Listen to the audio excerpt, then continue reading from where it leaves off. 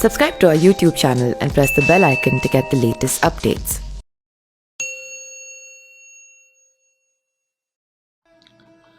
जब भी रामायण की बात होती है तो श्री राम, उनके माता पिता और भाइयों के साथ एक और नाम आता है जो उनके परिवार का हिस्सा तो नहीं है, लेकिन श्री राम के संपूर्ण जीवन में उसका बहुत महत्व है। यहाँ तक कि उनके बिना मानव रूप में राम जी की लीला भी संपन्न नहीं हो पाती है। यहाँ हम मंथरा की बात कर रहे हैं जो एक दासी थी, लेकिन इस संपूर्ण लीला में ऐसी मुख्यधारा थी जिसकी वजह से रामायण की शुरुआत हुई थी। मंथरा राजा दशरथ की सबसे प्रिय और सुंदर रानी कैकेयी की दासी थी, जो मायके से ही कैकेयी के साथ अयोध्या आई थी।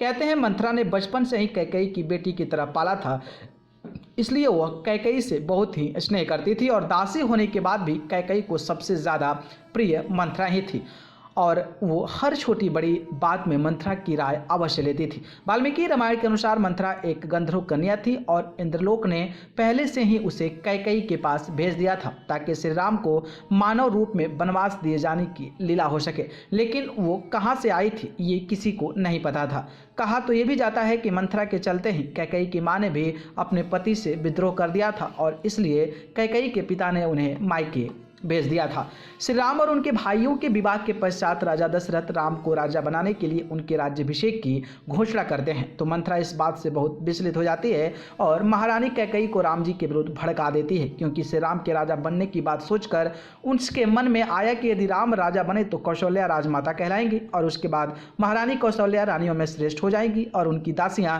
मुझसे श्रेष्ठ हो जाएंगी, फिर भी कोई भी मेरा सम्मान नहीं करेगा। यही सोचकर मंथरा ने कैकेयी को भड़काना शुरू किया और कहा, रानी आप यह मत भूलिए, राम अगर अयोध्या के राज सिंहासन के अधिकारी बने तो भारत का भविष्य अंधकारमय हो जाएगा। ये सुनकर रानी कैकेयी को यह भी लगने लगा। फिर उन्होंने मंथरा से सलाह ली कि उन्हें क्या करना चाहिए। तब मंथरा ने उन्हें महाराज दशरथ से अपने 2 वचनों की बात याद दिलाते हुए उन वचनों में श्री राम के लिए 14 वर्ष का वनवास और भरत के लिए राज सिंहासन मांगने की सलाह दी। उसके बाद कैकेयी ने बिल्कुल वैसा ही किया और रघुकुल की परंपरा के हिसाब से महाराज दशरथ को अपने वचनों का पालन कर राम को वनवास और भरत को राज सिंहासन देना पड़ा।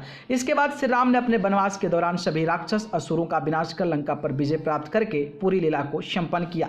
कहा तो यह भी जाता है कि जब महाराज दशरथ ने श्री राम को अयोध्या का राजा बनाने का निश्चय किया और अवध में तैयारियां शुरू हुई तो देवता घबरा गए थे, क्योंकि देवों की इच्छा थी कि श्री राम वन में जाए ताकि रावण सहित अन्य राक्षसों का वध हो सके और श्री राम का अवतार होने का कारण भी यही था। लेकिन जब राज्याभिषेक की तैयारी शुरू हुई तब राम को वन भेजने का उद्देश्य से देवताओं ने ज्ञान की देवी सरस्वती के माध्यम से कैकेयी की दासी मंथरा की मति फेर दी और उसने कैकेयी को भड़का दिया। गोस्वामी तुलसीदास जी ने अपने रामचरितमानस के अयोध्या कांड में इसके पीछे देवताओं की भूमिका का उल्लेख भी किया है। न्यूज रूम से अमेजिंग वर्ल्ड की रिपोर्ट।